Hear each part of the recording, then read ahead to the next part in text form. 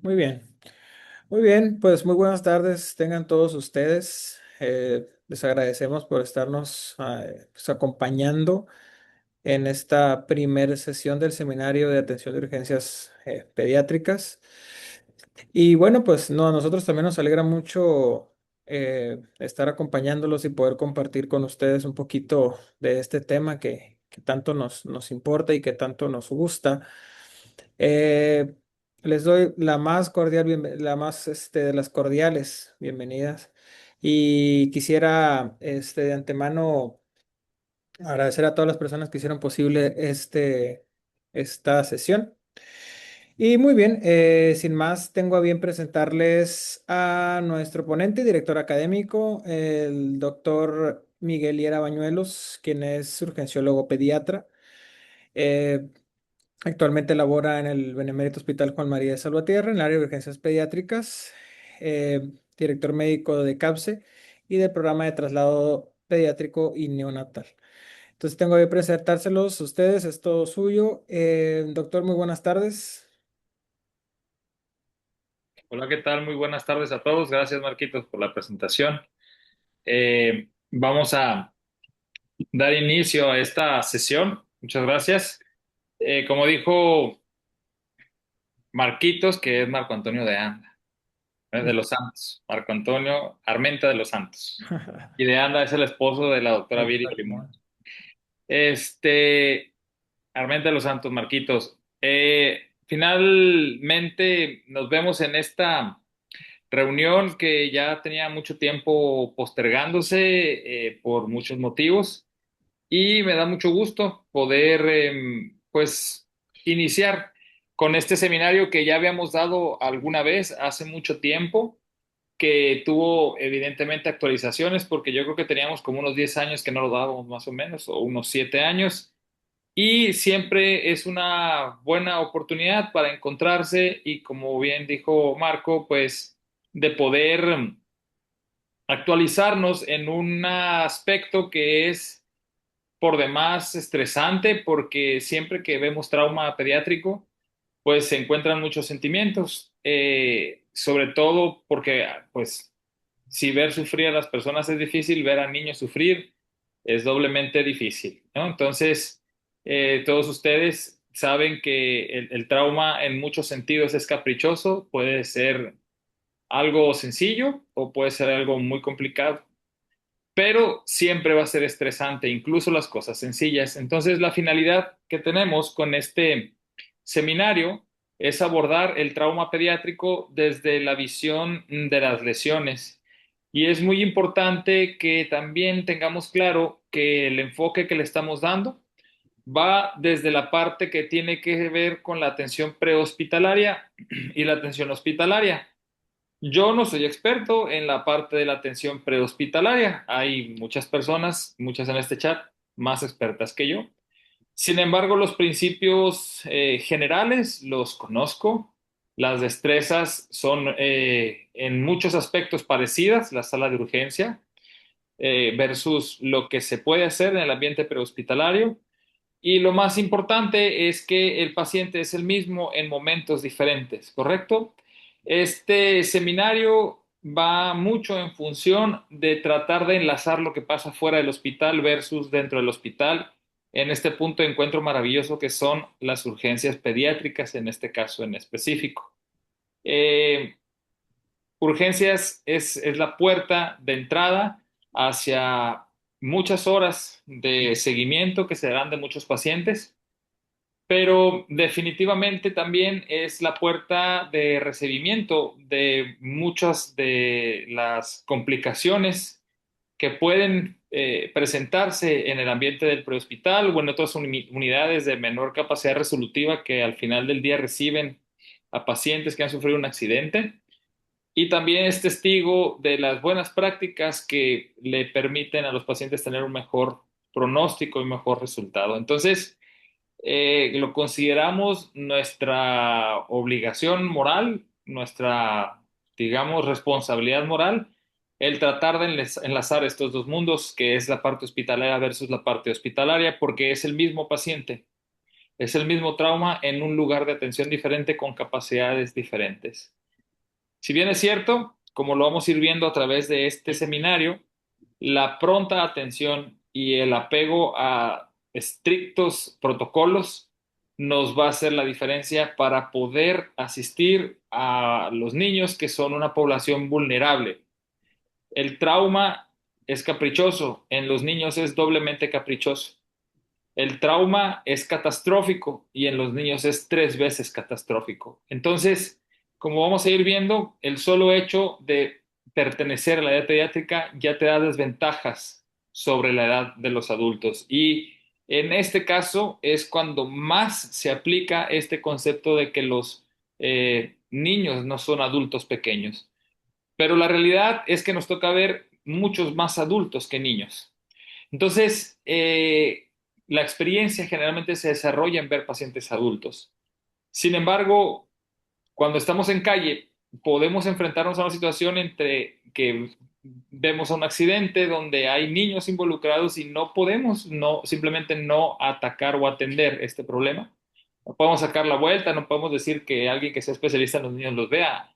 Especialmente en la calle es complicada la rama de especialización. Por Ujú. lo tanto, vale muchísimo la pena que nosotros nos enfoquemos en esta parte de entender claramente que los niños necesitan una atención sistematizada y protocolizada, pero tomando en cuenta las particularidades fisiológicas y anatómicas.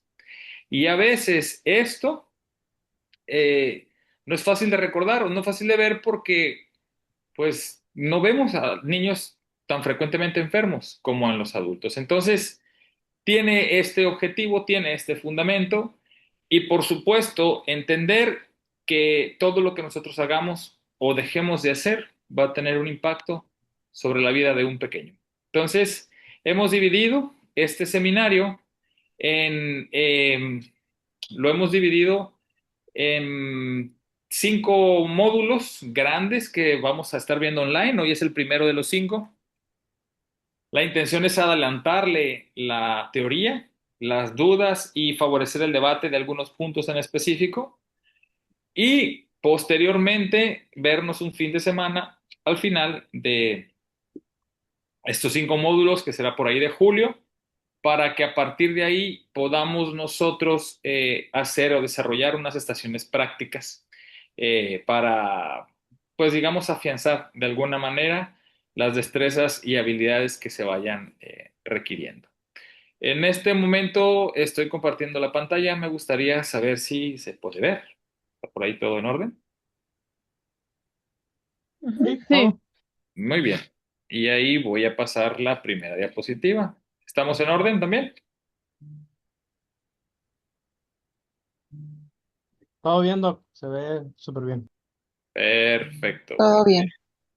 Muy bien, lo pregunto porque luego hay algunos fallos por aquí con la tecnología. Pero bueno, este es el seminario de lesiones por accidentes en pediatría, el primer tema que tiene que ver con la evaluación y la estabilización en trauma pediátrico. Aparece un QR por ahí en su pantalla.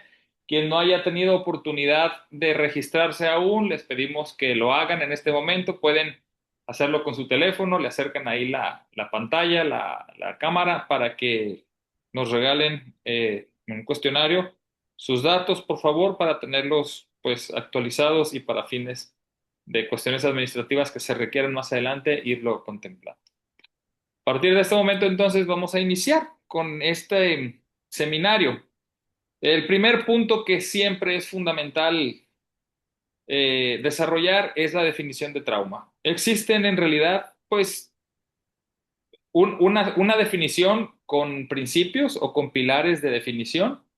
Palabras más, palabras menos, ¿correcto? Esta que yo les acabo de mostrar aquí, que tiene que ver con cómo la Organización Mundial de la Salud define el trauma, me parece una de las más complejas y más completas. Primero, entender que es un daño o lesión sobre el cuerpo, sobre la estructura corporal, ¿correcto? Puede ser intencional o puede ser accidental. Correcto, pero básicamente lo que ocurre es que nuestro cuerpo está expuesto a una fuente de energía externa que viene e impacta sobre mí de forma súbita, casi siempre de forma aguda, y que además excede esta capacidad que tenemos como seres humanos de resistir el daño, ¿correcto? Y que no solamente habla de cuestiones evidentes como las físicas respecto al frío o el calor, por ejemplo, o respecto a la transmisión de energía cinética, que es un objeto que me golpee o yo cayendo a través de la gravedad y golpeándome contra el suelo, sino que también tiene que ver con cuestiones, por ejemplo, de algunas intoxicaciones que me generan daño celular. Y esta sustancia tóxica genera una respuesta. Y entonces también las intoxicaciones se consideran trauma sistémico de origen múltiple, no una sola fuente de lesión, porque muchas intoxicaciones afectan diferentes procesos celulares. Entonces, el primer concepto fundamental es que hay una transferencia de energía, ¿correcto? De un lugar, de fuera del cuerpo, y me impacta a mí de forma aguda casi siempre, ¿correcto? Superando la resistencia elástica, la resistencia de los tejidos y por lo tanto generando un daño de las células, un daño celular, ¿ok? El segundo pilar es la temporalidad, ya lo platicamos, que ocurre de forma aguda, de forma súbita, es decir, estaba bien y de repente ya no lo estoy por la exposición a esta energía, ¿correcto? Hay veces que ocurre en un tiempo extremadamente corto, como milésimas de segundo. Y el último pilar, o el tercer pilar, va en función de que este golpe va a generar una respuesta sistémica, una respuesta que es neuroendocrina. ¿Qué significa? Que el cerebro llega y pone de alguna manera en manifiesto que el cuerpo está siendo dañado. No sabe por qué razón, pero está siendo dañado. ¿Y cómo lo sabe el cuerpo? Básicamente porque cuando hay esta transmisión de energía, las células se dañan y las células liberan sustancias que tienen justo esta función, avisarle al cuerpo que está siendo atacado o dañado por algún agente externo. Te viene un proceso de inflamación y posteriormente la respuesta metabólica inmunitaria consiguiente y también muchos cambios hemodinámicos que al final del día tienen una primera intención de ayudar en la respuesta de defensa, pero que eventualmente, al ser mucho daño celular o al haber muchas sustancias proinflamatorias de este daño celular ocasionado, van a convertir esta respuesta inicialmente benéfica en nuestro peor enemigo, que es la respuesta inflamatoria sistémica. Entonces, digamos, desde la particularidad del trauma es transmisión de energía que ocurre de forma súbita y que me desencadena una respuesta sistémica, inicialmente benéfica, pero en poco tiempo muy dañina y muy severa. ¿Correcto? Entonces, si alguien recibe un golpe, por ejemplo, un coscorrón, probablemente sí hay transferencia de energía y ocurrió de forma súbita, ¿correcto? Pero el daño celular que se genera por ese coscorrón es pequeño, el daño celular no genera una respuesta sistémica y por lo tanto tal vez no pudiéramos llamarlo trauma. Sí, es un golpe, sí, es un traumatismo, sí, pero en realidad la palabra trauma siempre conlleva esta parte de la respuesta sistémica. Entonces, si no hay esta parte de la respuesta sistémica, son lesiones por accidentes. Estas lesiones ocasionan un daño, pero no lo podemos llamar trauma mayor, ¿correcto? Entonces, esta es una de las definiciones más importantes. Nosotros vamos a ver lesiones por accidentes y muchas de ellas van a desencadenar un trauma severo. Claro que sí. Pero algunas lesiones no van a tener la particularidad de su respuesta sistémica, al menos no en una primera etapa. Ahora, las fases de la atención del trauma, una vez dicho esto, es importante que las conozcamos. Cuando esta transmisión de energía ocurre, ocurre daño celular y esto es conocido como el primer daño.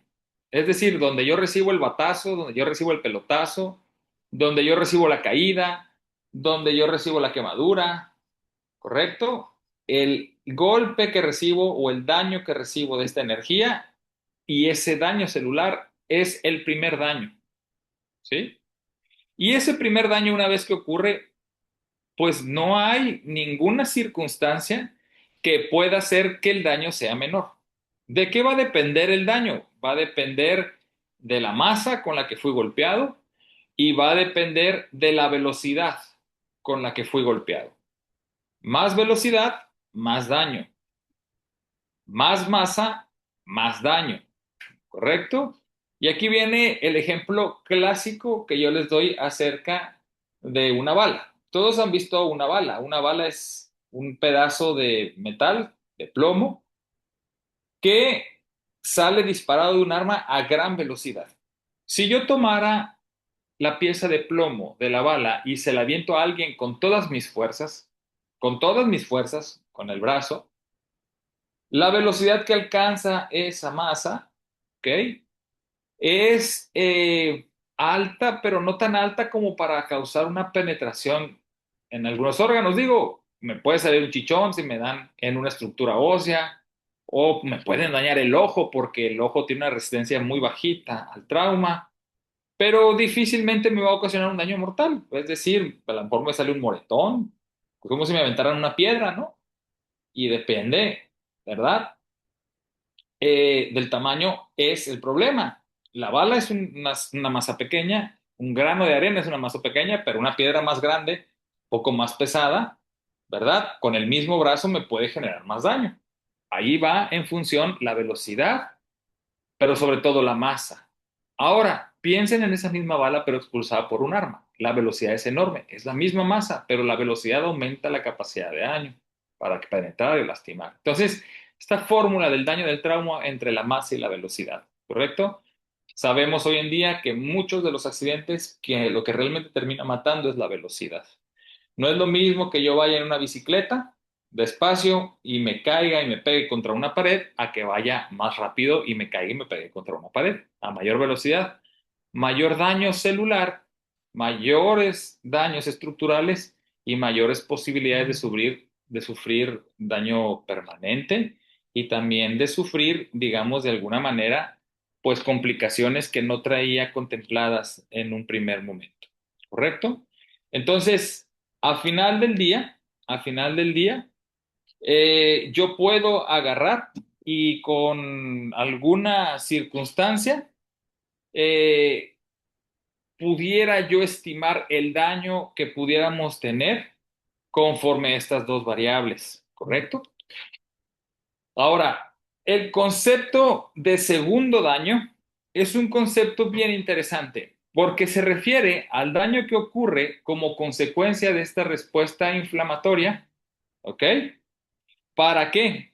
Para que esta respuesta inflamatoria y estos cambios hemodinámicos y estos cambios locales que ocurren en la periferia donde ocurrió el trauma, me van a ocasionar que esta propia inflamación genere más daño, que probablemente el flujo sanguíneo baje a las regiones en donde yo estoy perilesionales, digamos, de alguna manera, y esto haga que ese daño inicial, el primer daño que ocurrió, se extienda. ¿Cómo? Pues porque a final de cuentas hay cambios en la microvasculatura, hay cambios en la coagulación de la sangre, hay cambios también en la cuestión hemodinámica, donde hay baja perfusión de tejidos y eso hace que esas células que quedaron inicialmente aturdidas y poco dañadas, en este segundo momento puedan empezarse a dañar y el daño incrementa. Y conforme vayamos nosotros viendo cada uno de los seminarios o cada uno de los webinars, se van a ir dando cuenta que cada trauma tiene un primer daño o daño directo y un segundo daño, que muchas veces es más catastrófico que el daño inicial. De hecho, hay muchas estadísticas que dicen que el segundo daño es más severo a veces que el primero. Y como dicen por ahí, palo dado ni Dios lo quita. Con el primer daño yo ya no puedo hacer nada, ya lo recibí. Contra ese no puedo hacer nada. Una vez que el daño está hecho, ya está hecho. Pero el segundo daño se puede prevenir, ¿correcto? Este segundo daño, digamos, de alguna manera, puedo controlarlo y puedo identificarlo y le puedo dar un manejo tratando de evitar que se generen más secuelas y más daño. El primer daño Solamente lo puedo prevenir. ¿Cómo? Bajando la velocidad de los automóviles, usando equipo de protección personal, como cascos, rodilleras, cuando ando haciendo algunas actividades, usando cinturón de seguridad y algunos otros elementos que tienen que ver con la parte preventiva. Eso reduce la exposición de mi cuerpo a esa transmisión de energía como primer daño, ¿correcto? El segundo daño lo empiezo a hacer desde el momento mismo en que yo llego y evalúo a una persona que tiene a lo mejor obstruida la vía aérea con secreciones, sangre, y yo la libero para que el paciente pueda ventilar mejor. O desde el momento mismo en que yo identifico que un paciente está hipotenso, hipoperfundido y tomo medidas de corrección. O el paciente está hipoglucémico, o el paciente está hipotérmico, o el paciente tiene alguna condición fisiológica que me ocasione algún problema de que a la larga me ocasione, pues digamos, circunstancias mayores. ¿De acuerdo? Entonces, vale muchísimo la pena que yo cuando esté viendo personas con trauma, específicamente niños, entonces recuerde este momento, digamos, de primer daño y de segundo daño, este concepto, que me hagan recordar que ese segundo daño, es lo que yo sí puedo controlar desde el punto de vista médico y estimar qué tanto va a avanzar, ¿verdad? Respecto a lo cinemática de trauma que pudo haber ocurrido, que ahorita vamos a platicar un poco de eso en el primer daño. Mientras haya mayor daño celular, mayor respuesta inflamatoria y por lo tanto mayor probabilidad de un segundo daño y hace por ahí un círculo vicioso que puede ser mortal. Alrededor del 30% de las muertes de los pacientes que sobreviven al primer daño, ¿sí? Eh, ocurren en este momento. Me refiero de los pacientes. Hagan de cuenta que si yo tuviera 100 niños, ¿correcto? La mitad fallecen en el primer daño, trauma severo, un poco más, 60%, y un 30% agarra y fallecen como segundo daño.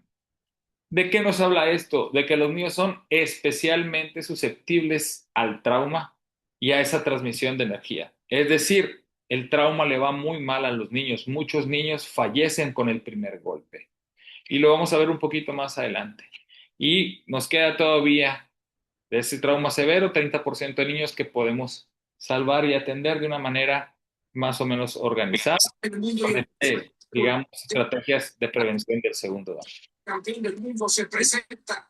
¿Hasta aquí tenemos alguna duda, alguna pregunta? Que más veces ha conseguido Todo ninguna. bien, Doc, gracias. Es el equipo que más Compañeros, les encargo su micrófono, por favor, apagarlo. en Gracias. su super escuadra. Este es su partido 116 en mundiales. Alguien está viendo el fútbol por ahí. Muy bien, está perfecto que es el fútbol. Hay actividades. Gracias. Muy bien. Ahora, hablemos un poquito acerca de algo que se llama la tríada mortal y que va muy relacionada a esta parte del segundo daño. La tríada mortal son elementos fisiológicos presentes, sobre todo en trauma, que una vez que aparecen empiezan a ser desencadenantes de otras condiciones fisiológicas o fisiopatológicas que me van a llevar a la muerte de una forma más rápida o tal vez menos rápida, pero más intensa o más segura. ¿A qué me refiero? Estos tres que aparecen aquí en pantalla, yo les digo los tres jinetes del apocalipsis, porque una vez que aparecen, las posibilidades de que este segundo daño aparezca son enormes. ¿Sí? Favorecen también algunas otras condiciones que me llevarán no solamente a daño celular, sino a posterior tardía en la recuperación. Y con cualquiera que empecemos, vamos a terminar encontrando a los otros. Y voy a hablar un poquito acerca de los riesgos que existen, por ejemplo, a nivel en el prehospital. Cuando una persona se accidenta en la calle, lo primero que ocurre, dependiendo del tipo de trauma, cuando está el sangrado involucrado, lo primero que ocurre es que empieza a perder sangre, ¿correcto? Por una herida, casi siempre. Recuerden que la primera causa de muerte en el trauma es la hipovolemia. Entonces, la pérdida de sangre va a generar en un primer momento la pérdida de glóbulos rojos hacia, pues, el lugar donde caiga la sangre. En esos glóbulos rojos van a ir electrolitos, va a ir plasma, van a ir proteínas y van a ir algo que se llama factores de coagulación, que es lo que hace que nuestra sangre pare, porque cuando hay una herida, recuerden que los factores de coagulación y las plaquetas son las que actúan tratando de parar este sangrado. Si el sangrado es profuso, pues hay mayor pérdida de factores de coagulación. Y al perderse estos factores de coagulación favorecen que haya mayor hemorragia o mayor sangrado. Ahora, la sangre tiene la función específica de transportar oxígeno y nutrientes a los tejidos. Esa es su función principal, pero no es la única función. También tiene funciones de buffer, es decir, que regulan el pH o la acidemia versus alcalemia sanguínea. Y también tienen una función respecto a la cuestión del control térmico. Cuando una persona va a presentar fiebre, en especial los niños, lo primero que ocurre es que se ponen pálidos, pálidos, pálidos, piel chinita, empiezan a tener como hasta un llenado capilar medio lento porque como que empezaran a concentrar toda la sangre hacia el centro del cuerpo porque van a empezar a tener fiebre y es cuando la gente dice es que le dio fiebre interna, ¿no? Está frío de las manos, está frío de la cara, pero se siente caliente. Sí, la sangre se está redistribuyendo hacia el centro.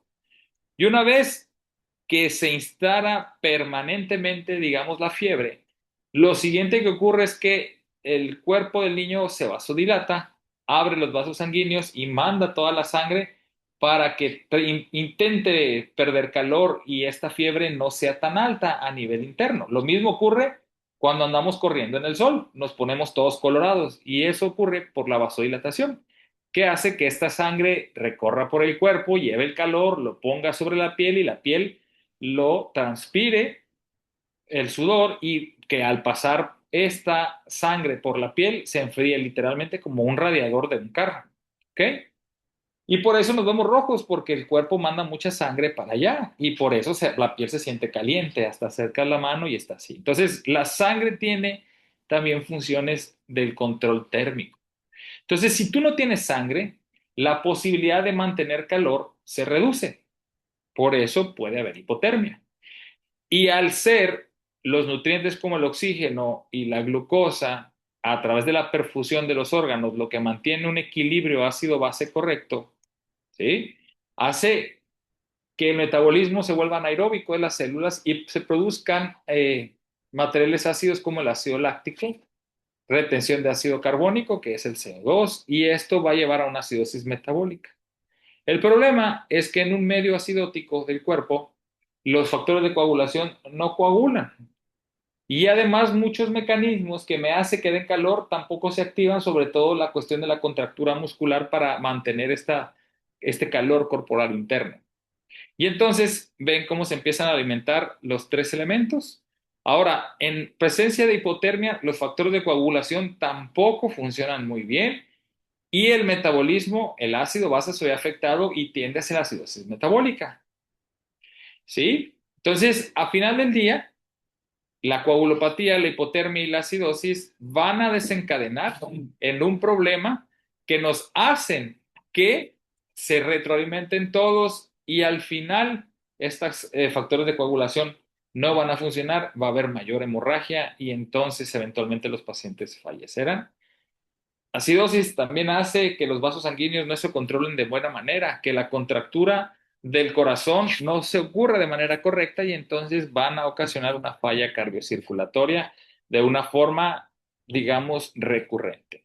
Entonces ustedes se dan cuenta, estos tres jinetes del apocalipsis van a llevar tarde o temprano a la muerte. Si no ocurre hoy, va a ocurrir mañana, ¿sí? Y muchos pacientes sobreviven a este primer evento de trauma más o menos la llevan bien, no cuidamos los factores de la triada mortal y entonces 48 horas después los pacientes fallecen en terapia intensiva, aparentemente bien, pero con un evento que ya desde principio de la parte del trauma se pudo haber prevenido controlando estos factores. Sin embargo, como no ocurren de forma inmediata, pensamos que fue otra cosa los que los mató, pero estaba condenado a muerte desde el momento mismo en que yo no controlé el sangrado, desde el momento mismo en que yo no controlé la acidosis, desde el momento mismo en que yo no controlé la temperatura. Es un paciente en calle, fácilmente puede hacer hipotermia. Sí, si es julio a las 2 de la tarde, pues no, ¿verdad? Al contrario, se va a quemar. Pero incluso en la noche, aunque sea un ambiente cálido en verano, ya las superficies están mucho más frías. El hecho de a veces mojarme también fácilmente por el propio sudor o por algún otro elemento o la propia sangre hace que fácilmente me dé hipotermia. Ahora, cuando hablamos de niños, a esta triada mortal le incrementamos dos elementos extras que se llaman pues, pentada mortal o la mentada mortal. A la coagulopatía, a la hipotermia, a la acidosis se agregan la hipoglucemia porque los niños son especialmente susceptibles a la falta de glucosa, pero al sus cuerpos tener un funcionamiento diferente, no almacenan la misma cantidad de glucosa que un adulto en sus reservas de glucógeno y es fácilmente que el estrés metabólico, al ya estar aumentado de manera normal, con un trauma se aumenta todavía más. Entonces, fácilmente los niños hacen hipoglucemia y la hipoglucemia causa daño, sobre todo desde el aspecto de la poca o nula producción de ATP, lo que me va a llevar a daño celular también. Y la hipoxemia, que hay que recordar que los niños son seres humanos dependientes de oxígeno 3 o 4 veces más que un adulto. Entonces, una hipoxemia que a un adulto lo marea, a un niño lo mata. Entonces, hay que tener estas dos consideraciones bien presentes cuando hablamos de niños. Y entonces con los niños no existe la triada mortal, existe la pentada mortal. Hay un nuevo concepto en trauma en ATLS que manejan acerca del diamante de la muerte, en donde meten una cuestión del calcio que también se ve, digamos, de alguna manera afectada, y donde de manera temprana se intenta con los protocolos de transfusión masiva evitar complicaciones de hipocalcemia, sobre todo que hay que tener contempladas. Sin embargo, esto va derivado, como digamos, de la parte del tratamiento en el choque hemorrágico. Estos tres elementos, estos dos que se agregan nuevos, aparte de los otros, son perfectamente prevenibles y son perfectamente identificables rápidamente. Entonces, no se requiere ningún estudio de laboratorio extra para poderlos manejar de manera correcta. Bueno, dimos de una manera muy rápida toda la parte que tiene que ver con triada mortal o pentada mortal. Espero que no los haya hecho demasiado bolas. Esto definitivamente se tiene que leer un poquito más, pero me parece que con este concepto general eh, vamos preparando el terreno para todo lo que vamos a hacer más adelante. Seguiremos tratando cada uno de esos eventos en otros momentos, ¿no? Ahora, me gustaría presentarles esta diapositiva. Esta diapositiva que está aquí marca, digamos, lo normal, ajá, que ocurre con los niños que tienen trauma y cómo ocurren sus muertes. Vean la línea roja. Si ustedes se dan cuenta, hay una línea roja en un primer momento. Abajo, en la línea horizontal, podemos ver el tiempo que pasa. En horas, 0, 1, 2, 3, 4 horas, y después son días, 1, 2, 3, 4, 5 días, ¿ok? Es tiempo. Arriba, en la parte vertical, es el número de muertes. Entonces, un gran número de muertes, si ustedes se dan cuenta, ocurren en esta primera etapa, ¿sí? Digamos, antes de la primera hora, una vez ocurrido el trauma. Por eso se acuerdan que yo les había dicho que alrededor del 65% de las muertes en los niños con trauma ocurrían en este primer momento, en este primer golpe. El daño es tan catastrófico que generan en esta primera hora la muerte. Si los pacientes son atendidos, esta primera hora es la que nos da una diferencia enorme entre la posibilidad de sobrevivir o no sobrevivir. Por eso muchos de los protocolos actuales van enfocados a esta hora dorada, le dicen, ¿no? O la hora dorada, los 10 minutos de platino. Cada vez le van bajando tiempo. Pero aquí debemos entender que el trauma nunca ocurre al lado de un profesional de la salud o casi nunca ocurre a un lado de una ambulancia. Hay circunstancias de tiempo y de condición que hace que una ambulancia no vaya a ser tal vez quien vaya a resolver el problema. ¿Quién sí lo puede resolver? La persona que está a un lado de mí, el primer respondiente, la mamá o el papá que están con el niño o algún rescatador que esté cerca por ahí. Entonces, ATLS tiene una frase muy bonita y que se extrapola también a PHTLS, que son cursos históricos de trauma que nos ha tocado ir viendo a través de la historia, que dice que la suerte del herido está siempre en la persona que pone el primer vendaje. Y no hay nada más cierto en trauma. La primera persona que interviene es la que en realidad puede hacer que las personas sobrevivan. ¿Correcto? Todo lo que hagamos después en la sala de terapia intensiva, en el quirófano, en la sala de urgencias, por supuesto que ayuda y por supuesto que es importante, pero el primer respondiente es que en realidad le da una oportunidad al cuerpo de esa persona para poder recibir el resto de los cuidados. Ustedes se dan cuenta, en este primer golpe, en esta antes primera hora, ocurre una gran cantidad de muertes. Posteriormente, hay un segundo pico de mortalidad, una pancita que está ahí abajo, que ocurre en las siguientes 2 o 3 horas. Que esto es, como digamos, el segundo daño, ¿no? Este incremento en las muertes en ese segundo momento, alrededor de las 2 horas, 3 horas, ocurre como consecuencia del segundo daño. Y al final, en los días, en las muertes tardías, va en función de que estos pacientes generalmente fallecen por complicaciones de la propia triada mortal que fue reanimada, a veces de forma no tan exitosa o no fue tan controlada, y también, por supuesto, de algunas otras cuestiones como infecciones, sobre todo, algunos trastornos electrolíticos. Pero digamos que esta sería la distribución trimodal o los 3 picos de fallecimientos que existen en el trauma. La mayor cantidad ocurren antes dentro de la primera hora y esto es especialmente eh, catastrófico en niños.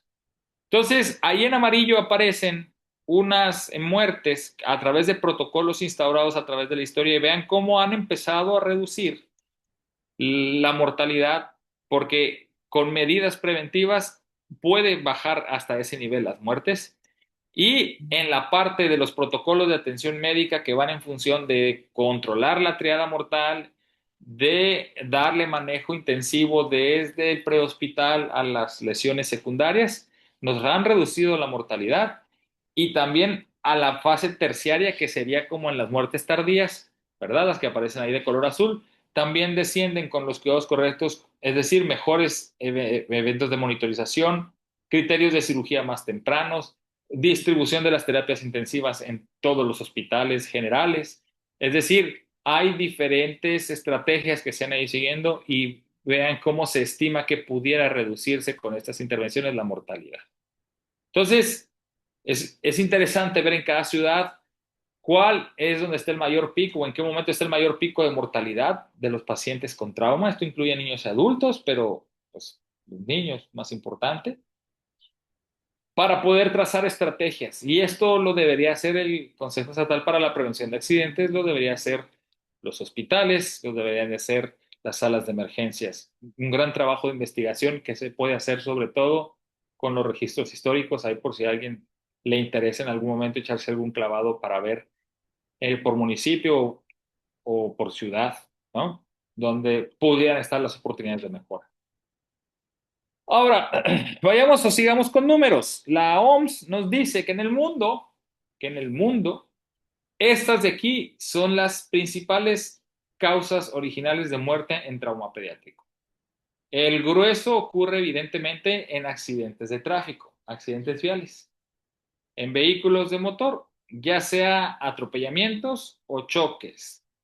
Tristemente, vean la guerra, el porcentaje que ocupa. O sea, hay niños a los que matan en la guerra. 3% de la mortalidad, según la OMS. Homicidio, 11%. Pues ¿quién querría matar a un niño? Pues vean lo alto que es. Suicidio, 15%.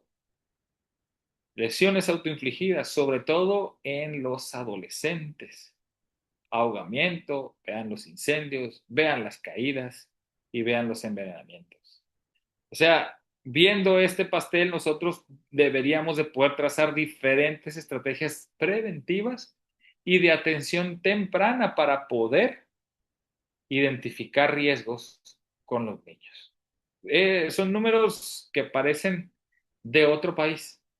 Si los vamos extrapolando a México, sería muy interesante que lo pudiéramos comparar, pero lo mismo. Tenía una maestra pediatra, la doctora Ninel Coyote, que me decía, en las clases nos decía a todos, que en México la estadística está complicada, porque no siempre se muestra de manera correcta y hay muchos sesgos, no hay muchas buenas fuentes de información. Y la doctora Ninel nos decía siempre, hay mentiritas, hay mentirotas y hay estadísticas. Y cada quien las agarra las estadísticas como más le conviene. Pero bueno, valdría mucho la pena que hiciéramos un ejercicio de cuáles son las verdaderas causas de muerte en La Paz, Baja California Sur, o en Baja California Sur, o en México. Estos son datos mundiales, evidentemente. ¿Ok? Pero bueno, son a veces los únicos reportes que podemos encontrar.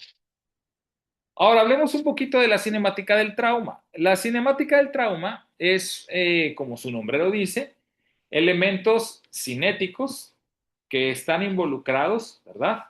Sobre todo con cuestiones de aceleración y desaceleración, con colisiones, con golpes directos y que impactan directamente sobre una anatomía del niño que tiene características fisiológicas y, digamos, anatómicas que difieren del adulto y que lo hacen mucho más susceptible a que esta transmisión de energía ocasione un daño, ya lo habíamos platicado. Estas lesiones que podemos encontrar frecuentes debido a cuestiones de biomecánica, pues sí, nos pueden tratar de adelantar dónde pudiera haber daños o hacia dónde se pueden producir las estrategias de identificación temprana y tratamiento. Evidentemente, que nos den una mejor idea sobre el manejo que deberíamos de dar de los pacientes.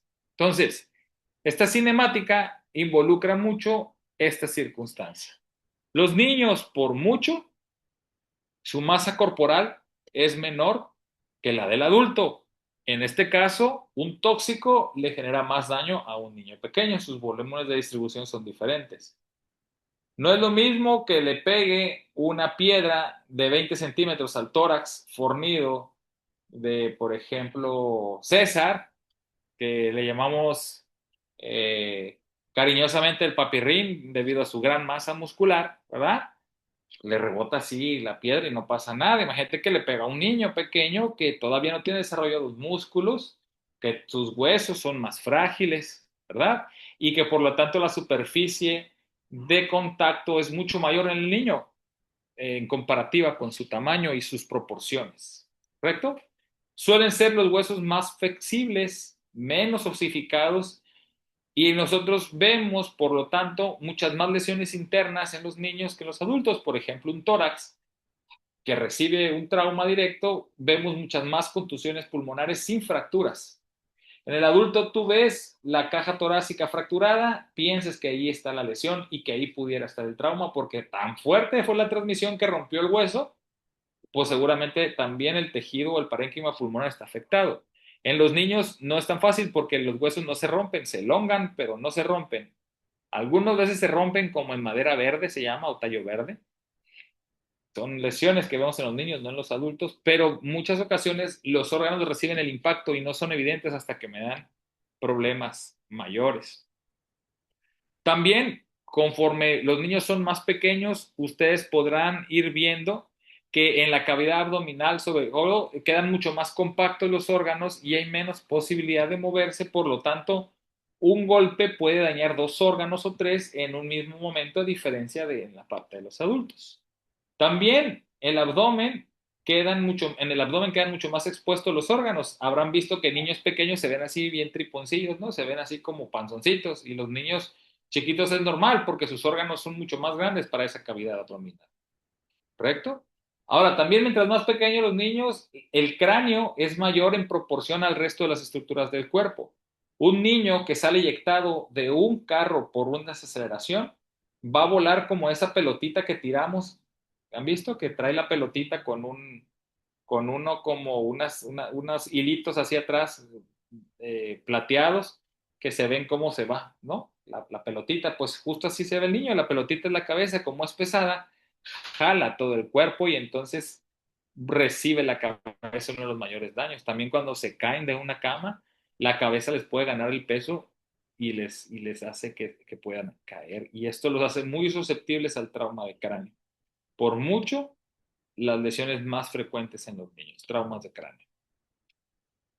Y esto lo podemos nosotros también equiparar y traspolar a lo que pudiera ocasionar dentro de un carro o dentro de una bicicleta o el trauma que se pudiera presentar en las actividades propias de los niños. Conforme son más pequeños los niños, son mucho mayor exploradores y no tienen conciencia de los riesgos.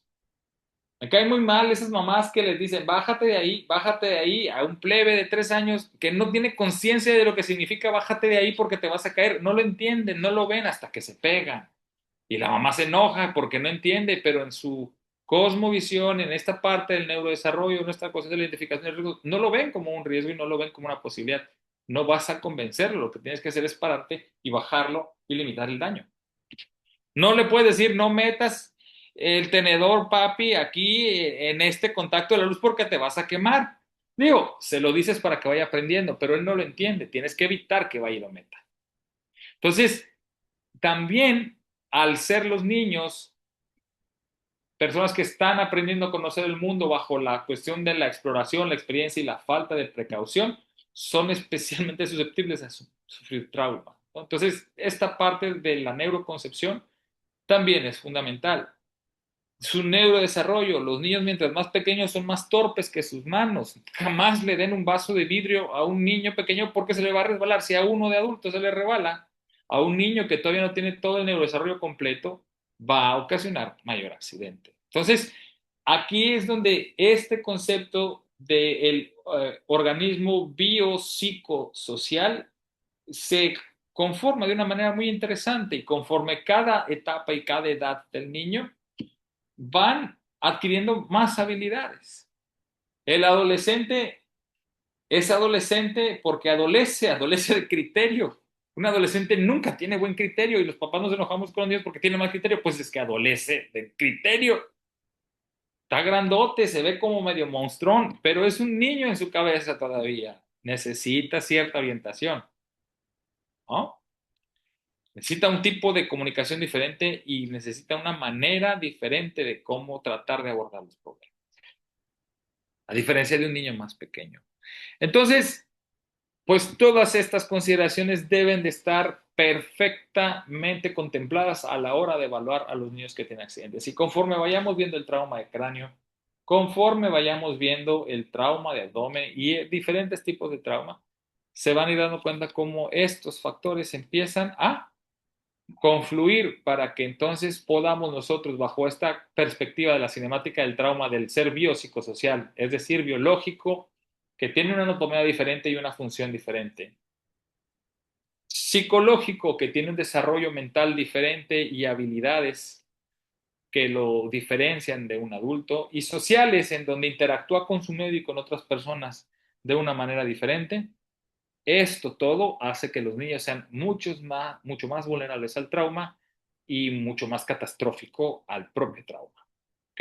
Desde la perspectiva del daño físico de la transmisión de energía, recuerden que ocurre de forma abrupta y súbita y que además desencadena una respuesta sistémica. Mientras más daño celular, mayor respuesta sistémica, mayor posibilidad de muerte y complicaciones.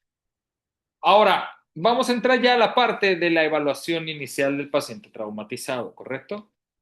Esta herramienta que les presento, que se llama Triángulo de Valoración Pediátrica, seguramente ya la conocen o han escuchado de ella, es sumamente importante. Podríamos pasar aquí 40 minutos o 50 minutos hablando del Triángulo de Valoración Pediátrica, pero lo vamos a hacer muy sencillo. Esta evaluación se debe hacer en 30 a 60 segundos máximo. Conforme vas adquiriendo experiencia, en 10 segundos puedes determinar si un niño o un adulto se encuentra comprometido.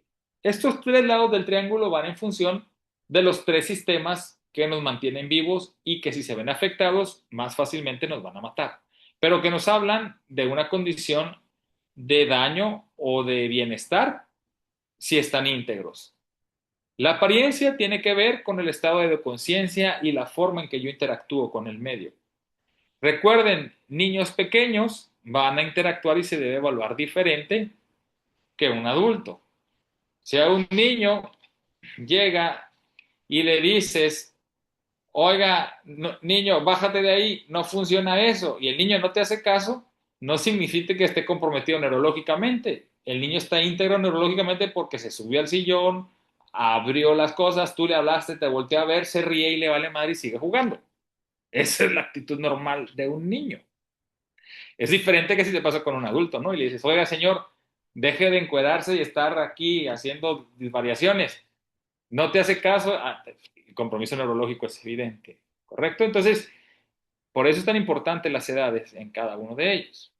Especialmente importante la cuestión del llanto. Cuando yo era residente de pediatría, mis maestros me decían, mira cómo, escucha cómo llora el niño, llora de dolor. Y yo decía, ¿cómo, o sea, ¿cómo diferencias un llanto de dolor versus un llanto de miedo versus un llanto de berrinche? O ahora es muy evidente para mí, seguramente ya me hice muy viejo y ya puedo identificar esto.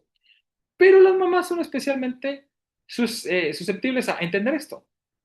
Constantemente, no le haces caso, tú, oye, el niño está llorando, me está chantajeando y tú, pero se ve como que llora así como con mucho sentimiento, me está chantajeando. Las mamás, hay unas mamás duras que se dan cuenta y otras que no, pero muchas que sí. Entonces, cuando una mamá llega y te dice, es que está raro, irritable, inconsolable, lo agarro, lo pano, le doy de comer, le doy chichi, ¿ah? Le quité el calor, ya lo limpié, no está ni hecho popó ni hecho pipí, y ya comió, no duerme, está como loco, irritable. Esa irritabilidad nos habla de que la apariencia no es correcta.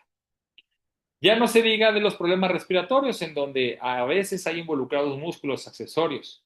Es difícil valorar a un niño que llora desde la parte respiratoria, saber si tiene dificultad o no tiene dificultad.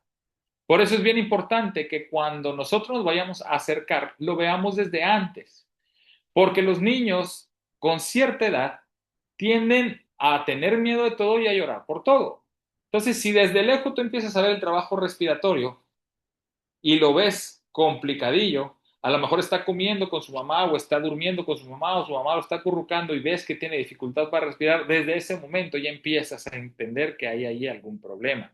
Tú te acercas y va a llorar fuerte. Bueno, el problema tal vez no sea tan catastrófico porque llora fuerte, porque hay un buen volumen inspiratorio y expiratorio, pero ya había algunos datos de dificultad o sonidos que pueden oírse a la distancia y que se agudizan cuando el niño llora. El estridor es muy característico. Hay veces que ves al niño respirando medio rarito, te acercas y llora con más fuerza y empieza, o empieza a toser, como si trajeran laringitis terrible. Puede ser un dato de lesión laringea, por ejemplo. Entonces, todo esto es importantísimo empezarlo a ver desde la primera circunstancia y ya no se diga la cuestión del color de tegumentos, la palidez o alguna hemorragia activa o algún sangrado activo que pudiéramos ver. Esto se practica y se hace con el tiempo, pero una vez que aprendes a hacerlo, se vuelve muy evidente. Cuando un niño tiene alguno de los lados del triángulo alterado, hay que revisarlo. Cuando hablamos en el contexto de trauma, con un lado hay que revisarlo y pensar en las lesiones o en cómo ocurre la cinemática del trauma para tratar de pensar si corresponde a esto o no. ¿De acuerdo? Entonces, esto es el triángulo de valoración pediátrica, que es el primer elemento o valoración inicial. Lo segundo que hay que hacer es hacer una evaluación primaria. Aquí hay dos protocolos específicos. Uno que se llama March DEF y hay otro que habitualmente conocemos como el ABCDE, que cuando hablamos en el contexto de trauma, ATLS lo maneja como ex ABCDE. La X significa hemorragia masiva. Entonces, si me complica mucho las cosas, yo puedo seguir haciendo mi ABCDE de toda la vida de los pacientes graves Pero en trauma le tengo que agregar la X, que es hemorragia masiva. Siempre, porque el primer paso para la atención de los pacientes con trauma es contener las hemorragias por la triada mortal y como el primer elemento de muerte, ¿no? Que es la hipovolemia.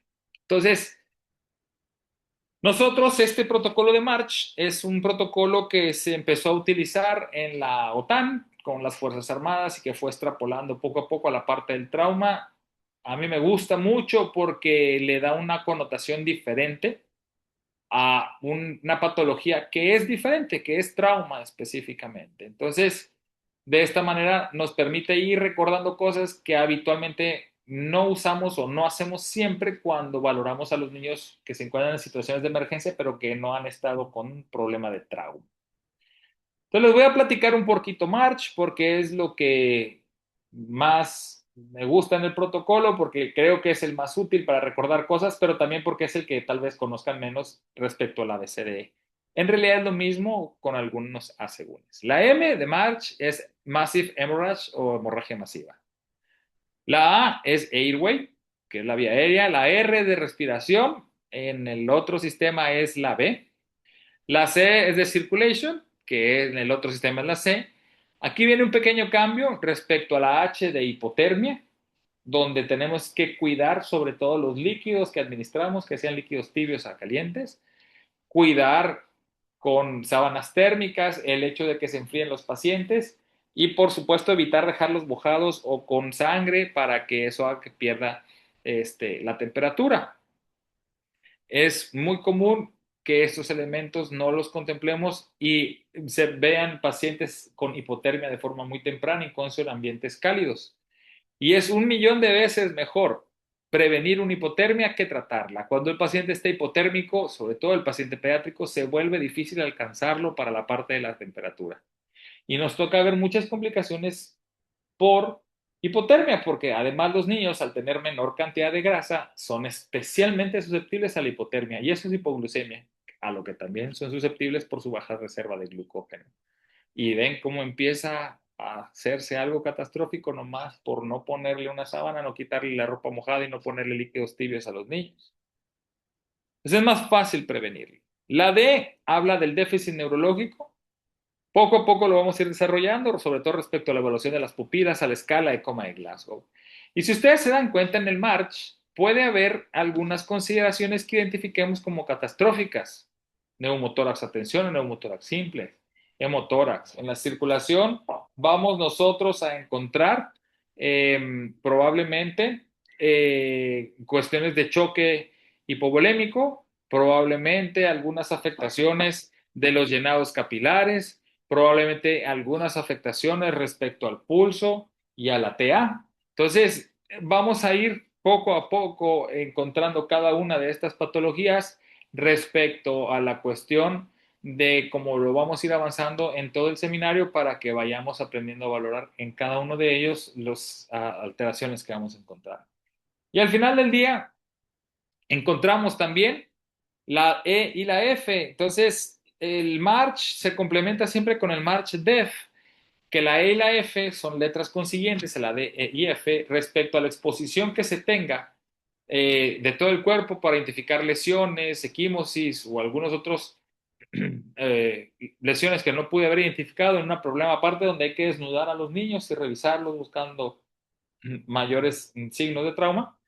Y el F de FAST, que es un eFast o el PFAST, que es el Pediatric Fast, que es el que busca lesiones intencionadas respecto a que no hubiera líquido libre en la cavidad o algunos hematomas en la parte que tiene que ver con hígado, con riñón.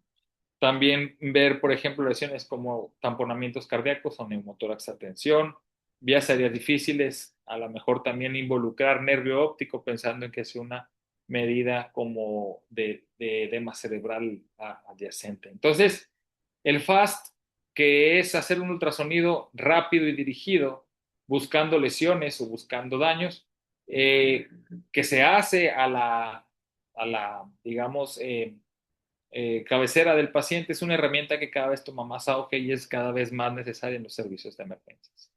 Importante nada más poner acá que en el déficit neurológico en la D, además del déficit neurológico, le agregamos una parte que tiene que ver con manejo del dolor en agudo, porque el dolor es consumidor de oxígeno, y la D de Strostics para buscar la glucosa. ¿Okay? No solamente es el déficit neurológico, sino la D de Strostics y la D de dolor.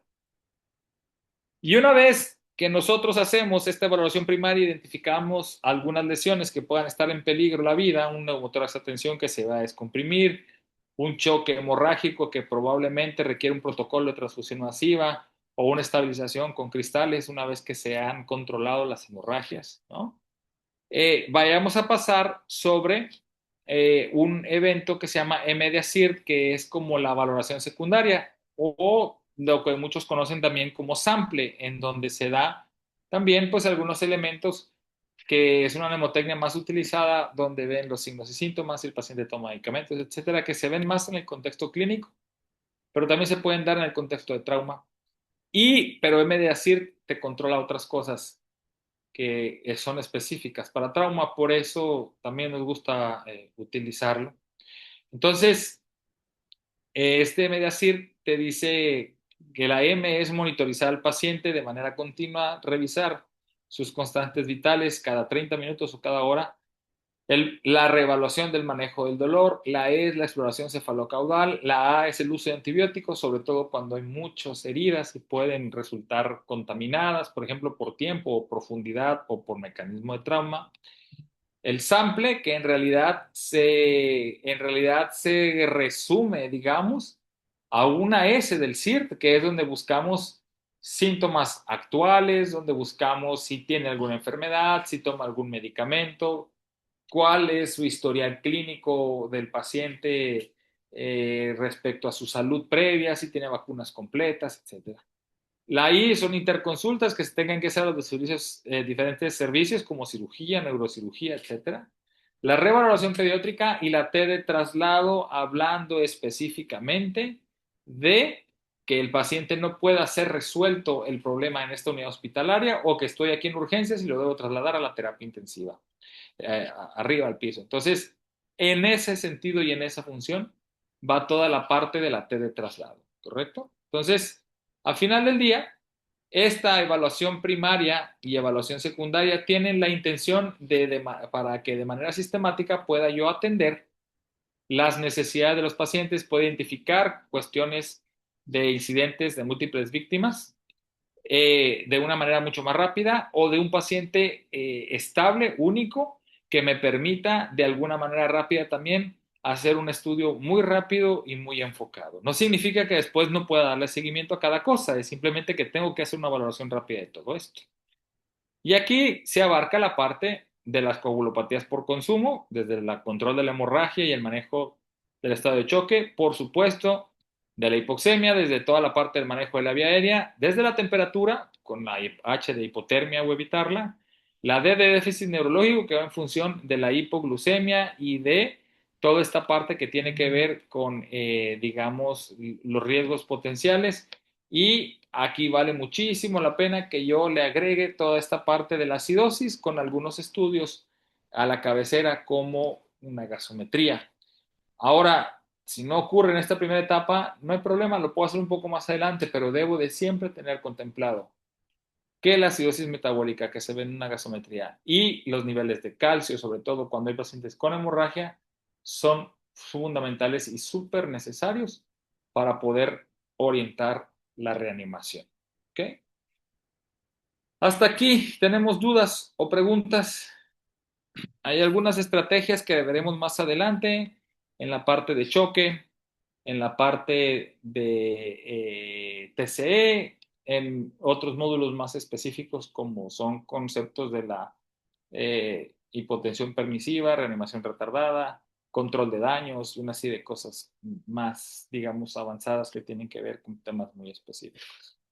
En el chat habrá dudas, preguntas, alguna cuestión más por ahí. ¿Todo bien? ¿Ya se durmieron? ¿Me siguen viendo?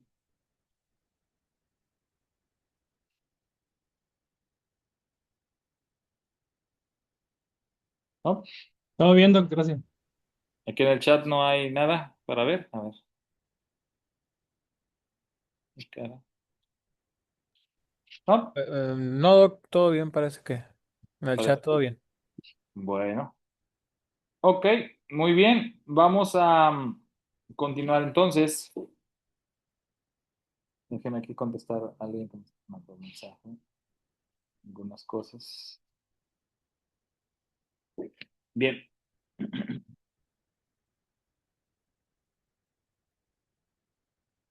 bien. Ahora, vamos a hablar cosas muy sencillas. Estabilización por sistemas.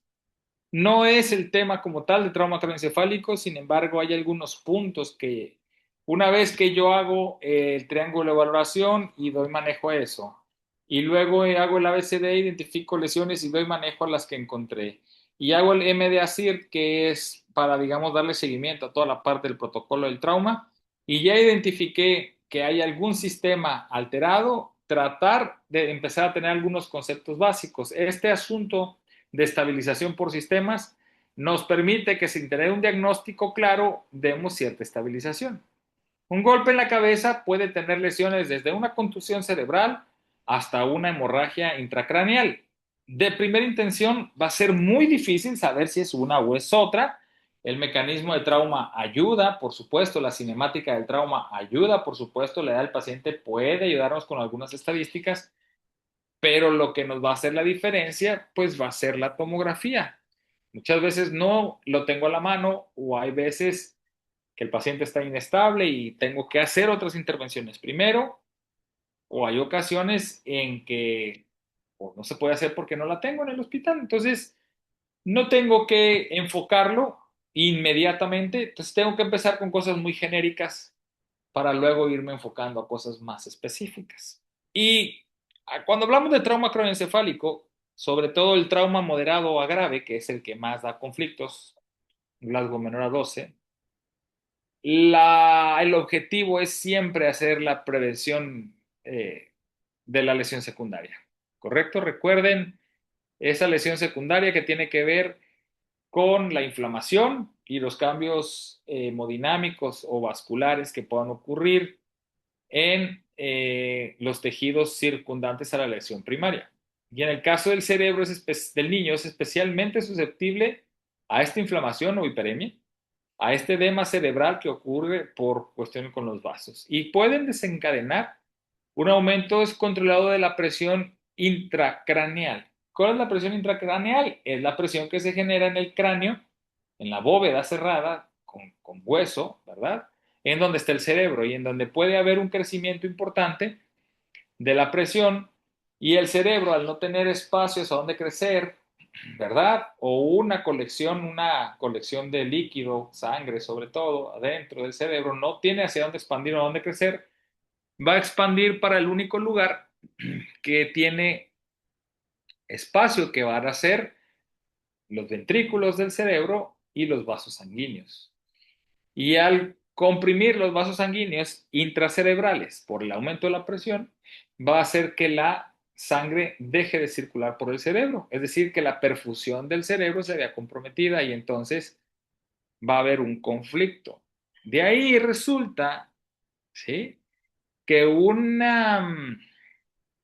parámetro de prevención de la lesión secundaria sea la presión de perfusión cerebral. Si la presión de perfusión cerebral, ¿verdad?, está baja, entonces no significa que no va a llegar sangre al cerebro y por lo tanto el cerebro se va a dañar. Y no se va a dañar por el golpe que recibió, sino por la baja en el flujo de sangre secundario a ese golpe. Y eso es lo que va a terminar dando una gran cantidad de secuelas o la muerte. Y esta que está aquí es la fórmula de presión de perfusión cerebral, que mide básicamente la presión arterial media menos la presión intracraneal, ¿verdad?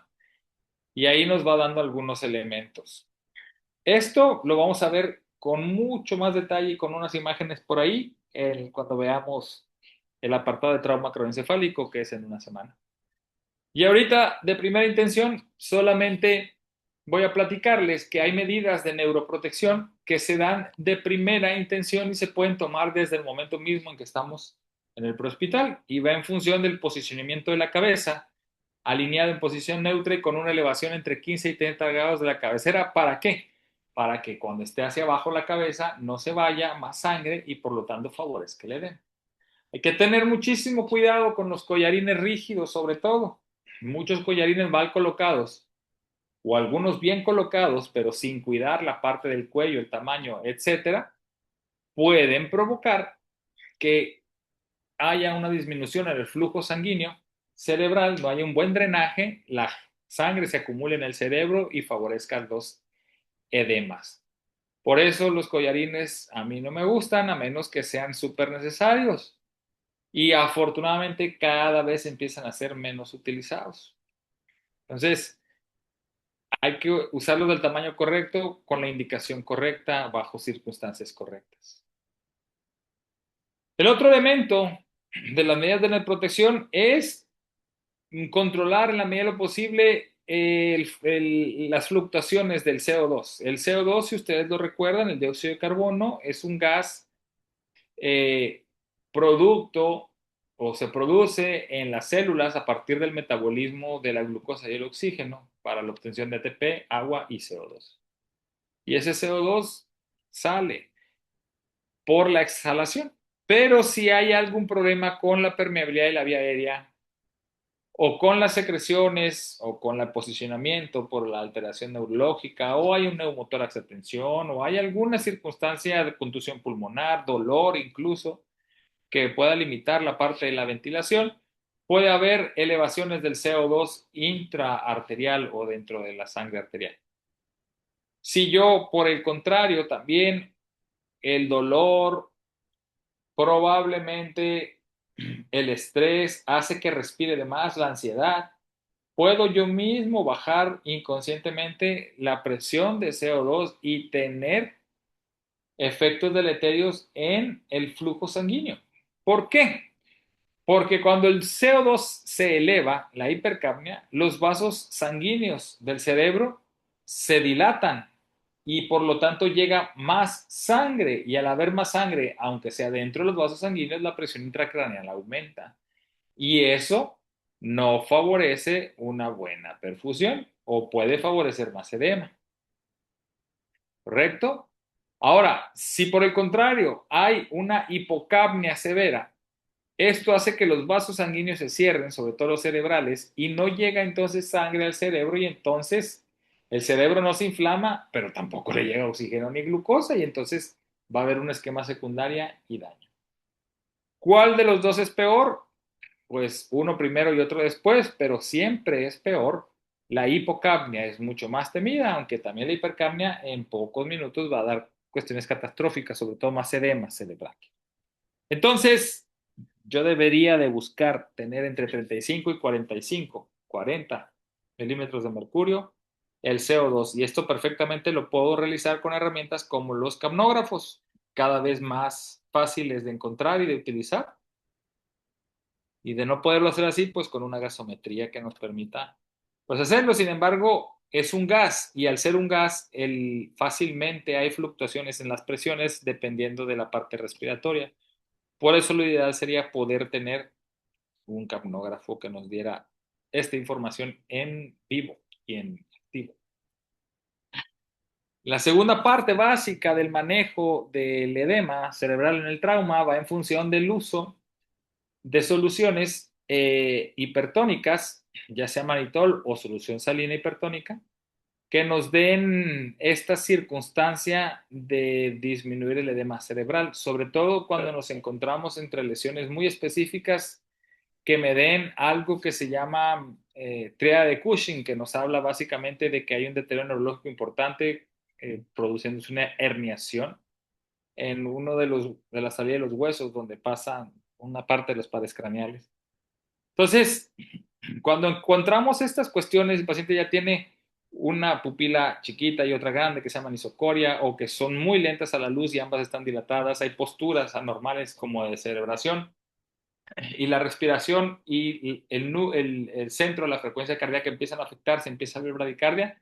Ya no hay camino, lo siguiente que viene es el paro cardíaco y entonces es momento de utilizar soluciones hiperosmolares. No son de primera intención, no son para todos los pacientes y no son en cualquier momento, hay momentos específicos. En estas dosis que aparecen aquí, en este tiempo, ¿verdad? Con el cuidado que cada uno de ellos conlleva. Por mucho, nosotros utilizamos mucho más las salinas hipertónicas en pediatría, sobre todo cuando hay hemorragias, hay hipovolemia, se puede utilizar, ayuda en la parte del gradiente osmótico a disminuir el edema cerebral y por supuesto, cuando hay choques secundarios, no tiene efectos tan adversos como el manitol, que es un diurético osmótico y fácilmente deshidrata a los pacientes y puede tener algunos cambios vasculares más importantes, sobre todo cuando los pacientes están hipotensos o en choque, voy a tener que pagar la factura de utilizar estos sedantes. Hablando específicamente de trauma abdominal, también lo veremos en uno de los módulos que haremos. Básicamente va en función del estado de choque hemorrágico que se pueda presentar. Y ustedes podrán darse cuenta que todo gira en torno a la estabilidad hemodinámica. Y si el paciente no está estable y estoy sospechando que hay choque hemorrágico, debo hacer una reanimación con hemocomponentes, no con soluciones cristaloides, no con soluciones coloides. Tiene que ser con sangre total o con componentes o derivados de la sangre, ¿correcto? Cada vez los protocolos de transfusión masiva están más desarrollados, ¿sí? Los PTM, y cada vez están más aplicables a los niños. El problema es que no en todos los lugares hay sangre. Ya no hay discusión de si debemos usar sangre en trauma y en hemorragia menos. Sin embargo, no está a la mano de todos los lugares. También en el prehospital, pues no, ¿verdad? Tampoco, se vuelve a veces muy complicado, salvo en lugares remotos o alguna cuestión pues, así que se puede analizar, pero eh, a veces la reanimación retardada va a darnos estrategias de no mantener líquidos cristaloides a más de lo necesario porque eso puede favorecer la coagulopatía por consumo, lo explicaremos en otras circunstancias. Aquí debemos de entender que si el paciente necesita entrar a cirugía para ser empaquetado, para controlar la hemorragia o para controlar el sangrado por dentro, es en realidad lo que nos va a permitir una mejor sobrevida y posterior rehabilitación ya hídrica o, insisto, con los hemocomponentes, pero una vez que el sangrado esté controlado. Casi siempre hacemos un manejo conservador nosotros con los niños. No es muy frecuente que hagamos laparostomías exploradoras, salvo que existan estos criterios que estamos viendo en este momento. Ahí van tres, ¿correcto? Entonces, en general, el cirujano pediatra o el cirujano de trauma es muy conservador con el trauma abdominal de los niños, a menos que den datos específicos de choque o hemorragias, ¿correcto? Porque la gran mayoría de las hemorragias catastróficas ocurren dentro de la primera hora y esos pacientes casi siempre fallecieron cuando ya llegó la ambulancia. Se vacían muy rápido, ¿sí? Los niños tienen más mililitros por kilo de peso que un adulto, sin embargo, tienen un volumen mucho menor que el adulto. Es decir, si tú llegas a una escena y ves una hemorragia de un niño, no es lo mismo que sea 150 mililitros de ese niño a que sean 150 mililitros de un adulto más grande.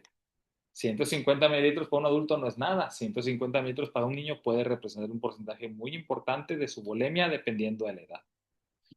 Entonces, estas contemplaciones hay que tenerlas claras. Los niños, muchos fallecen por problemas hemorrágicos, abdominales, en escena, ¿correcto? Pues ya no llegan muchos desde la parte, pues digamos, para las reanimaciones secundarias. Bien, hasta aquí llegamos a esta parte, como digamos, de alguna manera complementaria que tiene que ver en la cuestión de la primera valoración, la estabilización, ¿verdad? Que va en función de estas circunstancias respecto a cierto resumen que voy a hacer, que los niños son especialmente susceptibles al trauma, el trauma es muy catastrófico para ellos, que hay un pico de muerte inicial por el primer daño, un pico de muerte secundario al segundo daño, ahí podemos intervenir, que va en función de una buena exploración física sistematizada con la valoración inicial del triángulo, evaluación pediátrica, el sistema MATCH-DF o X, ABCDE, el MDASIR, que es la valoración secundaria, algunos estudios, incluye las interconsultas que vayamos nosotros a tomar y por supuesto siempre tomando en consideración las amenazas a la vida que se pueden dar en las lesiones por accidentes, específicamente neumotórax a tensión, hemorragias no detectadas, a veces hay compromisos de la vía aérea, traumas severos de cráneo que debemos de dar manejo de la vía aérea porque hay mucho compromiso neurológico y siempre de la mano de la cinemática del trauma y de la fisiología del trauma, sobre todo en los niños respecto a la prevención y control de la tríada mortal para evitar el daño secundario. Eso es un pequeño resumen respecto a esto. Si nos estabilizamos y nos podemos saber esto, ya en una primera intención habremos avanzado la mitad del camino. Cuando hagamos las prácticas, en unos fines de semana más adelante, habrá una estación donde vamos a hacer este sistema de valoración para identificar riesgos a la vida. Y por supuesto, conforme vayamos avanzando, hablaremos de manejos de vía aérea, de otras cosas más, de uso de hemocomponentes, de ácido tranexámico y otras cosas que se van a ir, pues digamos, de alguna manera compenetrando y se van a ir metiendo para que esta primera plática pueda ser más entendible, más provechosa y que se puedan conjuntar pues todo el conocimiento. Hasta ahorita hay dudas, preguntas, comentarios. Nada, ¿todo bien? Marquitos, ¿alguna cosa? ¿Algo más? ¿Algo que de los chats haya surgido? Parece que todo está en orden. No, parece que todo está en orden, que todo claro, que todo bien. Que hemos de nuevo. Perfecto. De cualquier manera, estamos en ASUEM, ahora en colaboración con CAUCE, tratando de innovar en el aspecto de la difusión del conocimiento. Tenemos por ahí proyectos para abrir un canal en donde podamos ir subiendo esta misma plática, algunos videos complementarios. Por supuesto, por ahí también hay una parte del manual de trauma chiquita, los primeros capítulos que les pudimos pasar. Este, este manual de trauma es el manual que utilizamos para el seminario completo. Eh, pero bueno, la intención es que que nosotros vayamos a promover la plática de la siguiente vez, pues estemos acercando algo de material que les permita a ustedes echarle una ojeadita, sobre todo para enfocarnos bien a esta parte. La intención es que todos nosotros nos sumemos a este esfuerzo colectivo porque los niños estén bien cuidados de la mejor manera. Les pido su ayuda para que podamos difundir esta intención o estas ganas porque, como lo pudieron ver, son conceptos muy chiquitos, es poquito tiempo, nos enfocamos a cosas muy específicas, que alguien a lo mejor pueda entrar a nuestro canal, les haremos llegar la información para que pueda subir y ver este video y algunos otros que vamos a ir mandando y que les compartan el material bibliográfico pues digamos, libre circulación. Está perfectamente bien justificado que lo compartamos. Si es verdad, hay material que está destinado solamente para cuestiones del día de la práctica y que también está destinado también para cuestiones que tienen que ver con maniquís y algunos otros insumos o certificaciones que tenemos que pagar y por eso al final del día algunas prácticas y certificaciones se cobran, pero esto que estamos haciendo ahorita y este material que podemos ir compartiendo es gratuito de libre circulación y me parece que es sumamente importante que difundamos el conocimiento porque muchos niños lo van a agradecer. Nos acompañaron en esta transmisión por acá personas desde el norte del estado de Baja California Sur, que muchas veces la realidad de ellos es diferente a la que nosotros pudiéramos tener aquí en la ciudad de La Paz. También nos acompaña gente, me parece que de Chiapas por ahí, había también alguna invitación, porque tenemos a unos amigos a los que les estuvimos mandando la información para que el siguiente viernes también nos acompañen, se puedan unir y por supuesto vayan pues de alguna manera participando con nosotros. Hasta aquí sería todo de mi parte, les agradezco muchísimo, Marquitos, si gustas hacer un cierre, una conclusión y pues estamos a la orden para la próxima sesión. Muy bien, doctor. Muchísimas gracias. Gracias al doctor Miguel Hiera por tan magistral ponencia como siempre, aportándonos un poquito de ese conocimiento, pero sobre todo de la chispa, ¿no? chispa de que despierte en nosotros, ¿no? El interés por el tema. Muchas gracias, doctor. Y muy bien, agregando a su comentario, invitarlos a todos, ¿no? Que se sumen, que inviten a más personas a este seminario, a estas sesiones, porque no va a ser el único seminario. Vamos a seguir trabajando para llevarles más entrenamientos para el conocimiento en el área de la pediatría, particularmente de urgencias pediátricas, y esperemos contar con su presencia. Eh, pues nada, gracias por su asistencia.